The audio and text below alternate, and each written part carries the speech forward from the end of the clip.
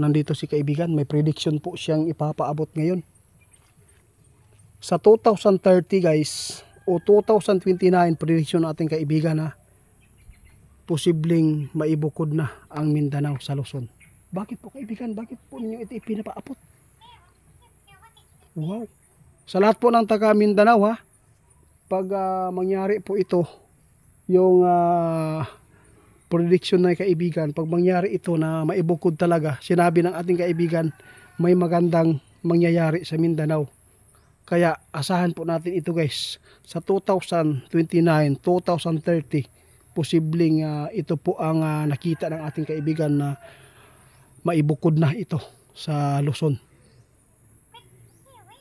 Ano po mangyayari kaibigan kung maibukod ito kaibigan? Maganda po ba ang mangyayari dito? Wow, sana naman po kung ganun. Mas maayo pa, maibukod na lang ito. Guys, pag mangyari ito guys na mabukod, maganda daw ang mangyayari sa taga Mindanao na kung sino man po yung mamuno dito. Alam po natin kung sino po talaga guys. Hindi na natin pangalanan. Kaibigan, salamat po sa informasyon na prediction ay pinapaabot ninyo ha. Kaganda po guys, no?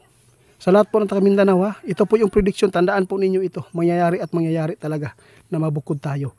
No, pag nabukod ito, maganda po daw ang ating takbo ng ating yung mga inaasahan po ng mga Pilipino nating mga kababayan po dito ngayon.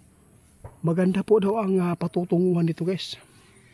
Kaya hindi po tayo dapat taga Mindanao na mawala ng pag-asa. Huwag tayong kumawa muna ng hindi maganda para po mapapatunayan natin kung ano man po itong sinabi ng ating kaibigan. Kapag naibukod ito, maayo daw ang dagan po sa ato ang lugar, ha? Sana po kung ganun. Sana po guys, maibukod ito guys. Alam po ninyo kung bakit na ipinapaabot ng ating kaibigan. Parang naguguluhan din po ang ating kaibigan dito guys. Lalo na hindi maganda ang samahan po ng administrasyon ngayon at yung samahan po ng Vice President. Mas maganda na lang maibukod para matapos po ang problema at saka ang haharapin lang po natin dito yung problema dito lang sa atin sa Mindanao at hindi na po tayo na maisali pa doon sa problema sa Luzon po kasi alam po nyo hindi talaga no? Maganda po ang samahan po no? ng Luzon at Mindanao kasi puro na lang alam po niyo kung bakit nasabi po ng ating kaibigan kasi galit talaga ang mga Mindanao sa pamumuno ng mga Marcos ngayon. Yun po ang totoo. Kaya at least malaman po ninyo.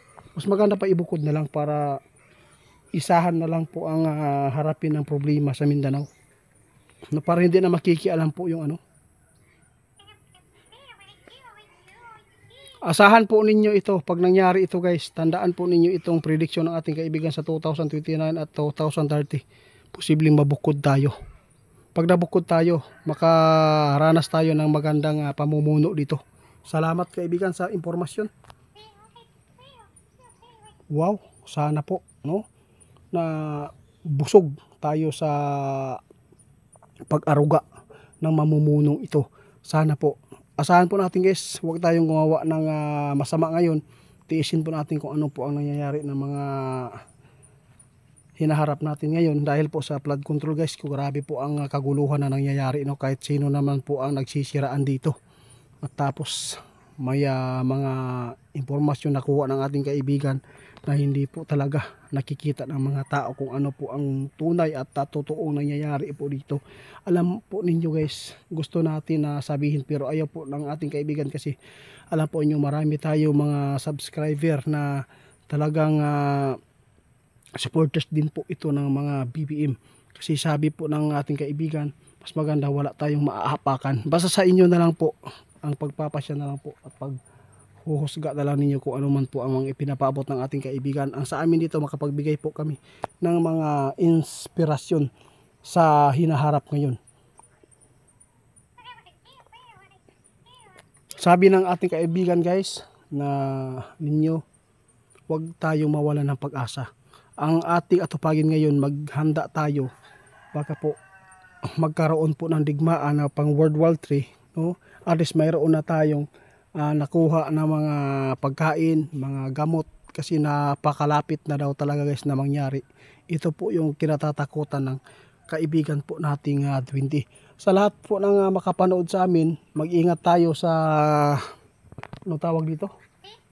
O mag-ingat tayo sa mga tao ngayon na mga sinasaniban ng dyablo, dahil po napakarami na po ngayon ng mga biktima no, mga batanon mag-amping ta sa bukid nun no, na ay nang hitabo karon diha na dili maayo, kaya ang mga ginikanan dapat mag-igmat, dili ta magpataka karon og salig sa ato ang mga bisag silingan pa na nimo. Ayaw mo og kumpiyansa, ayaw nyo ibilin yung mga bata karon na mga babae, mga inosente. Ayaw, luoy kaayo karon panghitabo guys, daghan na kaayo ang mga demonyo karon. Kaibigan, salamat po.